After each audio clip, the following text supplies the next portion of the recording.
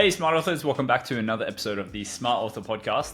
In today's episode, I interview Susan Friedmann of Aviva Publishing, and we have some interesting strategies that you can use to sell a lot of books, but not to individual people. So in today's episode, we're going to deep dive into what you can do to sell lots and lots of books to just a few people. And that's really a key that Susan's used over the past 30 years to sell hundreds of thousands of books for herself.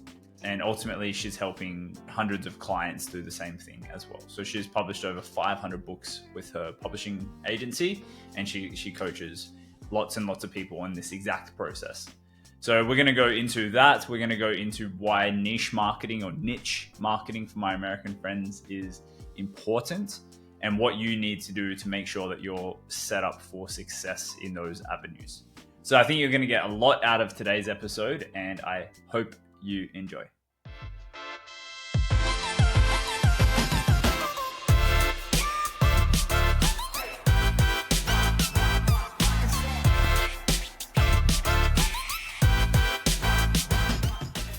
Hey, Susan, welcome to the show. Thank you. It's so good to be here, Chris. So, Susan, you have been in the industry for quite some time now, and you've published something like 15 books at this point? 18. I mean, 18 of my own, but I've published 18 through, books. yes, for me, but through Aviva Publishing, we've had over 500 titles that we published. Wow. Okay. Very cool. And I know your first book was a massive success, selling over 500,000 copies, right? It was, and it had the sexiest title, Chris. Okay. Exhibiting at Trade Shows, Tips and Techniques for Success. Wow. And it wasn't even a number one bestseller because it was in a niche market. And you and I were talking a little bit before about niche markets and the importance of them, and how there are opportunities in those markets potentially for selling large quantities of books. All right. Well, I'm going to put a pause on that. We'll come back to that later. That's a little teaser Absolutely. for everyone. Susan, can you tell everyone a brief background for yourself and kind of how you got to where you are today with, you know, the success you've had and the publishing company that you run? Yes, I'm happy to take you back to, the late, when was it? Early 1990s. You see, yeah, I'm showing my age now. And I was very involved with the National Speakers Association. I still am. And you've got it in Australia, the Australian Speakers Association. It's part of the we're all part of the same group. Any event, I was talking to, one of my colleagues, and I said, he was very successful. And I said, what would you recommend? And he said, write a book. I was like, okay. He said, it doesn't have to be published. You can self-publish it. And, at that time, self-publishing was not a thing to do in the way that it is now. So I decided that I would look for a publisher, and I looked for one that would fit my style of writing, which is very much, tips and techniques. And I found a publisher, Chris Publications. They did a book, books that they would call them 50-minute books. You could read them cover to cover in 50 minutes. Cool. And they turned me down 3 times, but then they decided to take a risk, books on trade shows, because I was in the trade show business. I was running trade show programs for exhibitors at trade shows, helping them do a better job on the trade show floor. And so I published this book. It became successful in that industry. outside Mm, of that industry, nobody had ever heard of Susan Friedman. And that mm-hmm, was okay because, my that was my audience. Well, you fast forward a few years, and in fact, about 25 years, and I'd had the publishing company over the time, and originally it was to publish my own work. And then some book coaches came along and said, would you publish, our clients' books? And I was like, I'd never even thought about that. mm, And so I said yes. And, now, as I say, after 30 plus years, we've published over 500 titles. And we're what's known as a hybrid publisher, mm-hmm, um, primarily nonfiction, because I like to be able to really help my authors in the mm-hmm, marketing process.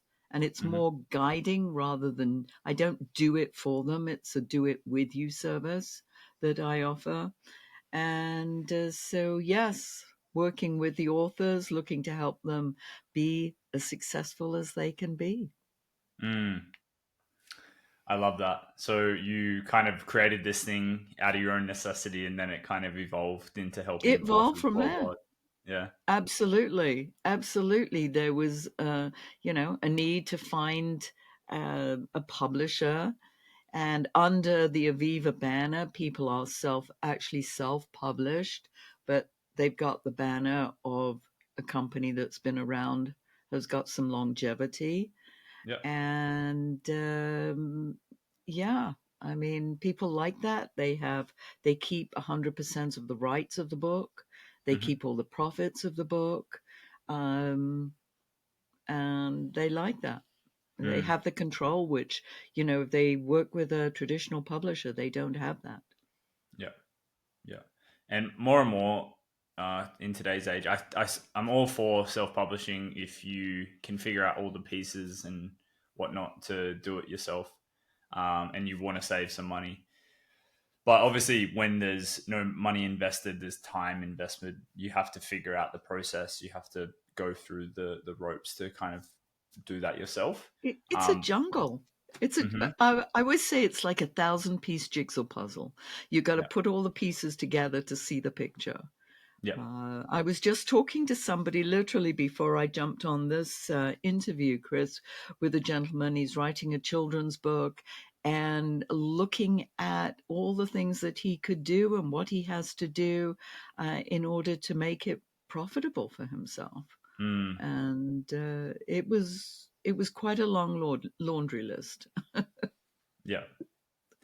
So the hybrid publishing model really stands out to me today because you trade cash, but you get a simplified process, and someone can help you through that in a guided way. Yeah, some hybrids offer a full service where they do it for you.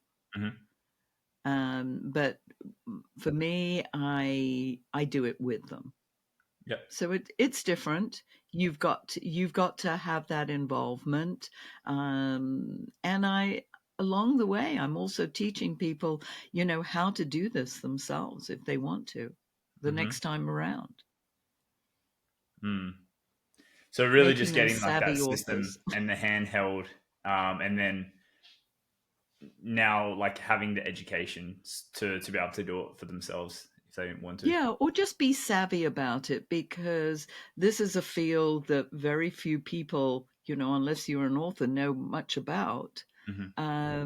And you know as well as I, there are a lot of sharks out there as well, preying on these authors, um, because authors, this is their baby and they're Yeah. willing to invest in that baby, but sometimes they don't invest in the right places.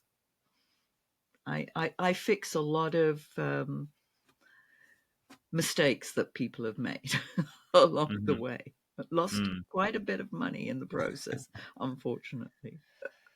Yeah. Oh, I think, and unfortunately that's the case, I think, in many different avenues, not just book publishing, oh but it can yeah. certainly be taken advantage of in the book publishing and writing space. Like these are usually high ticket services, and it's very easy for someone, because I have a passion for something, to get guided down the wrong path. Oh, yeah.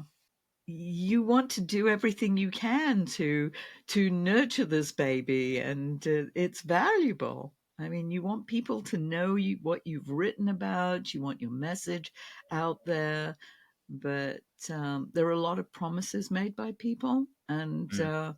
not always kept. But there Mm. are a lot of good people as well. I don't want to say that, it's just being savvy. I always, before somebody signs up with me, I say, do your due diligence. I Mm-hmm. want you to check out other people so that Mm-hmm. and you've got a comparison. Yes, I come highly recommended by my authors, by book coaches, but at the same time, I don't always take their word for it. Mm. I want authors to know what else is out there, so they don't feel as if they've missed out on anything. Because Yep. maybe they do want somebody to do it all for them. Mm-hmm. In which case, I'm not the good fit. But Mm-hmm. if they're willing to be guided and I hold their hand through the process, then hey, I'm a good fit. Yep. Yep. That's fair. And I love that approach as well, just like being authentic and ethical around Hmm. how you do business. Exactly. Yeah. I want people to do business with me in the same way as I like to do business with other people. Mm-hmm. And I want to be able to trust them, as you said, be authentic, genuine, um, invested in their or vested in their success. I want them to be successful, and I'm going to guide them whether or not they do, you know, the things. That's another thing. Yeah. You can lead a horse to water, you can't make it drink. Yeah. So I can offer advice, and I can, give them suggestions of what they could be doing. But at the end of the day, they've got to do Mm-hmm. Totally fair. it. And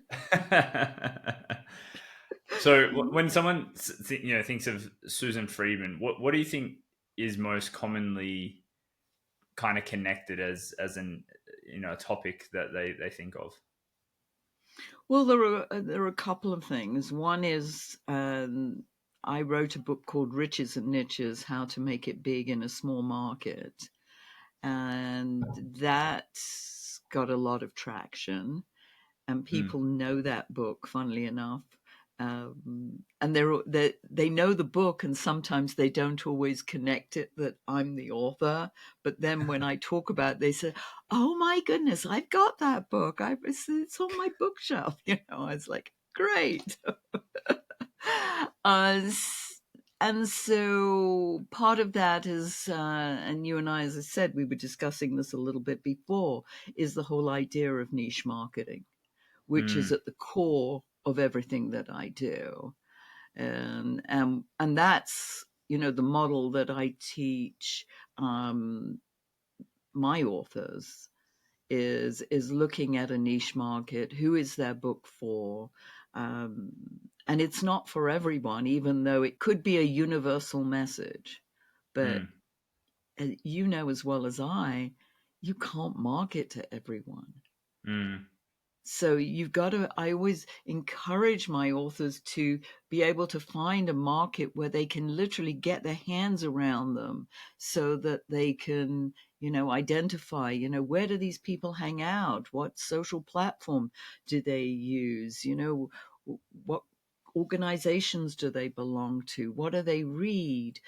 So that you can really, really find out more, and as I said, get your arms around them and be able to get closer to them. Mm. It's more about a quality rather than quantity. Yeah. Yeah. Yeah. I love that. And niche has been one of the things for me that it's been so incredibly impactful for my business and the way that we serve our clients. And I think the cool thing about niche in general is it allows for you to have more sustainable, repeatable practices to how you operate. Yep. Because when you work with one type of client, you do one type of marketing strategy, you do one type of sales funnel, you do one type of advertising style. It becomes very predictable in the way that you can operate your business. And I'm just talking from a services perspective. But anyone who's a coach, if you're coaching the same type of person consistently, if you're writing your book for the same kind of person consistently, then the way that you can solve problems is they almost come full circle. Like the same problem will just reoccur, and you can kind of create processes around that now. So Exactly. And I just love the niche for that. yeah, and you hit on a very important point, and that is that you understand their challenges and you look at how your expertise can help them with those, find a solution for those Mm-hmm. problems, those challenges. And that's the idea. And when you can do that, and you find companies, find people who are interested in what you have to say and what you have to offer, then it's a really good match. Mm. Now, I also say that you're not necessarily going to get rich on the book, and you know Yeah. that too. It's like the book's not going to make you money. However, speaking, coaching, training, all of those are capable of making you a lot of money. Yep. So you, I don't believe in selling books in onesies and twosies. And when Yep. my and this is how I discovered it for myself, because when my first book came out, the exhibiting at trade shows book, I said I don't want to sell this in onesies and twosies. Mm. It's like soul destroying. I mean, the book sold for, I don't know, $10-12 US. Mm-hmm. You don't make any money that way. Mm-hmm. So I looked at, well, who else would be interested in my book? And so I looked at companies who had the same target audience as me. And at that time, it was exhibitors at trade shows. Mm-hmm. And for them, my book was useful. Yep. For other people, it wasn't, Mm-hmm. which was fine. I So you look at who, again, that looking at that niche, there are umpteen opportunities. Yeah. Okay. So we've written our book for someone, for a specific type of person, and we understand that we have to kind of market and go after the people who have our audience and all congregating in one area, or they read the same things, they watch the same things, they're in the same organizations together, and so on. What are the strategies now that we can use to not sell books in onesies and twosies and go after a broader approach so that we can sell lots of copies to a smaller amount of people? Yeah. Well, the first thing, if you're going to be speaking, let's say you're on the speaking circuit, and is to have the meeting planner, as part of your fee, you're saying everyone in the audience needs to have a copy of my book. Mm. I don't like the idea of back of the room sales. I've done it. It's soul destroying. It really is. Um, and again, you're just hoping and praying that people are going to want to buy it. Yeah. And you send a box of books and you sell 2 books, and then you've got to send the books back again. It starts costing a lot of money. And that's not the idea. You want to be making money. So everybody in the audience needs to have a copy of the book. Yeah. And that can be part of your speaking fee. Or if the meeting planner says, well, I don't have any budget for that, then you're like, okay, let's look for a sponsor. Let's look for a company who's interested in this audience. And if you're Mm. speaking, let's say to an association, associations have companies who are members who sponsor their events. If they Mm-hmm. have a conference, if they have a trade show, you've got companies that are sponsors, and Mm. they may well be interested in sponsoring the book so that everyone in the audience can have a copy. So Yeah. that's one very simple strategy. Um, and then, another one is literally, again, looking for companies who have that same target audience and look at how could they use your book? How could they use it? Could they? I mean, my book ended up as being a lead magnet, Mm-hmm. that the company used my book to they had distributors for their product. They sold pop-up exhibits, and they had distributors, and in order for somebody to get a lead, they would offer them the book as an incentive to get a Mm. lead. And so that's why it was so attractive, because a book is something that often people would like. And Mm-hmm. yeah, if it's going to help them, yes, why not? So you have to get creative. And Yeah. that's one of the things that I love to do with my authors as well, is I'm an ideas person. And I think, differently from most with regard to how you can potentially, use the book and Mm. look at what might be some opportunities that are out there. Yeah. Um, and they're endless. They're endless. I mean, the gentleman I was speaking to just before, his book is a children's book, but it's all about you know it's got to do with an animal not having his teeth, and then going on an adventure, and then not having the teeth, and he was just too young, and I was like, you've got the dental market that Mm. could be a wonderful opportunity. Mm. So yes, I mean, it's just thinking about who would be interested. And often companies, I look for companies that what I call um, the they're B companies. They're not the A companies. You're not looking at the Cadillacs, the top end, because they get pitched by lots of Everyone. people. Yeah. Yeah. So you're looking for the people who are trying to be the big boys. So I call them the B companies. Yes. Okay. The wannabes. And those One of companies could be very interested, very interested. They've got money, they're just not necessarily a household name yet. okay. And your book could help them become a household name. Yeah. So you can help them just kind of leverage that and keep their trajectory upwards, kind of thing. Exactly. Mm-hmm. Exactly. So that's part of how I think about this, which is, again, as I said, a little different from, let's say, just posting a book on Amazon and sitting back and hoping that, you know, you're going to get rich and famous because all those orders are going to come in. And I know that's, you take it a step further with your clients, with the advertising.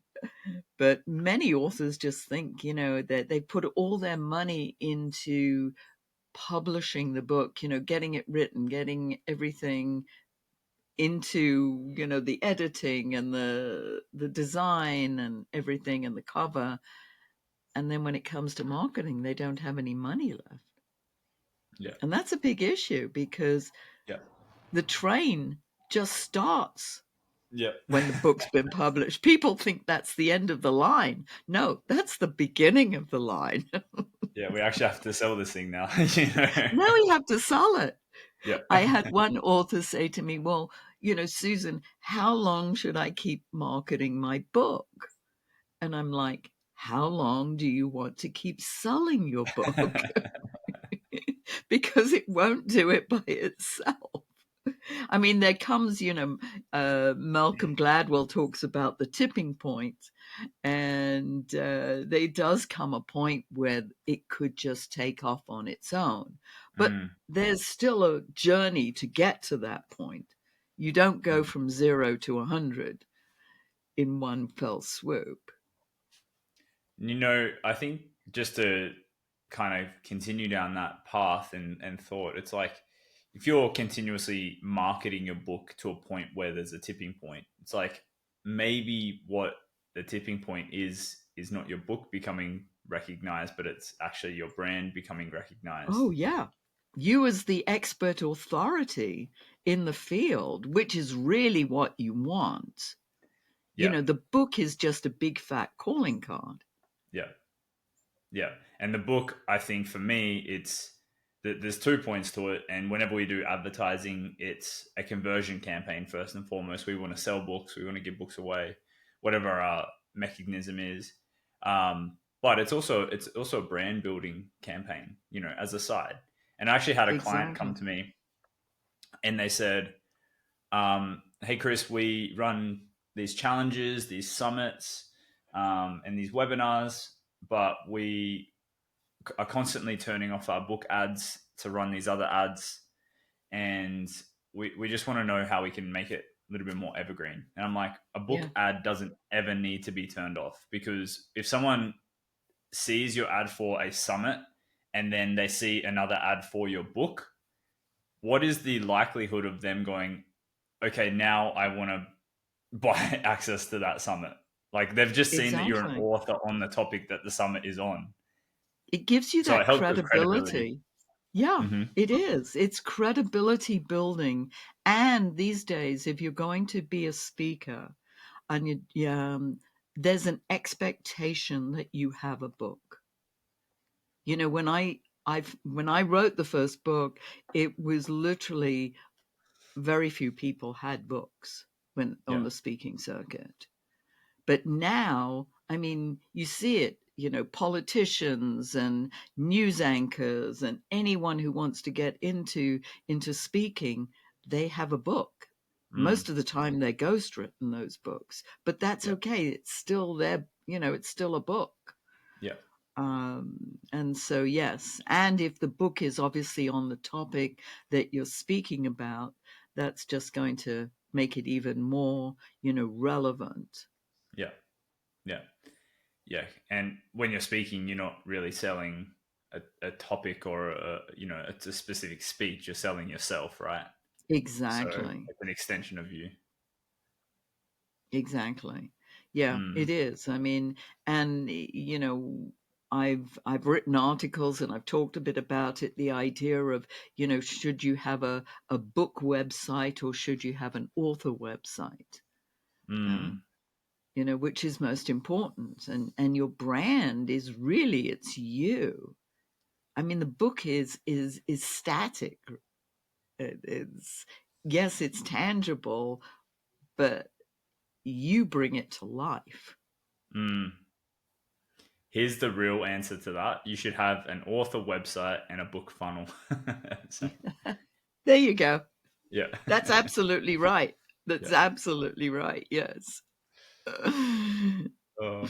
Well, Susan, it's been a pleasure to have you on the show today. Um, Thank you. is there any last pieces of advice you want to give to our listeners around bulk selling books, or being in a niche market?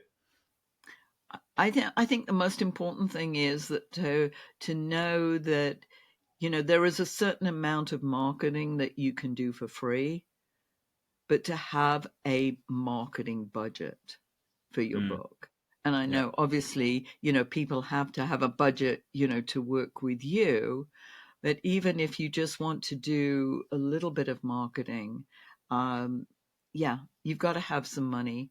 Don't put it all into producing the book, Mm, because you've got to market. And Chris, I would love to offer a session with any of your listeners, to a book marketing. If they go to book marketing brainstorm, they can book a 20-minute session with me and I'll talk through, what can help them with their book marketing. Awesome. It's not a sales call. It's literally just something to how can they make better use of, their book marketing. Okay, very cool. That's very kind of you. Thank you for offering that. My pleasure. Bookmarketingbrainstorm.com. Correct. Awesome. Cool. That'll be in the show notes. Is there anywhere else you want people to check out? I think and if they want to go to Aviva Pubs, and that's AVIVA pubs.com. That's the Aviva Publishing website, if they want to check that out, to see that we're a real company. We're a real publishing house. And we're out of New York as well. People love that. Yeah. Yeah. Very cool.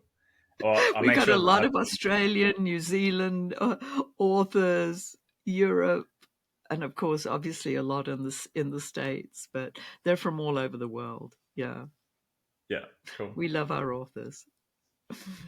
That'll be down there as well, and I'll make sure that the podcast is on the show notes also, because you and I did a podcast recently that dropped almost a month ago.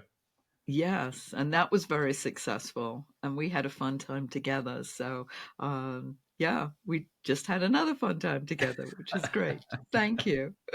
Thanks for coming on, Susan. Thank you so much, Chris. Damn, what an awesome episode.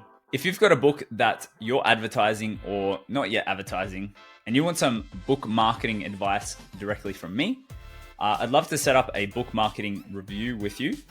It's basically a 30-minute consulting session that you can get for free, worth $1,000, where we can basically dive right into everything that you're currently doing or not doing, and everything that you could do to sell as many books as possible according to your goals. So if you want to sell 100 books a month, 1,000 books a month, or anything in between, we can really help you outline a strategy to help you get there. To book your session with me, just click the link in the description below, smartauthormedia.com/chat, and you'll be able to book a time that suits you to go through everything with me so that we can help you sell some more books starting today. Look forward to speaking to you on the call.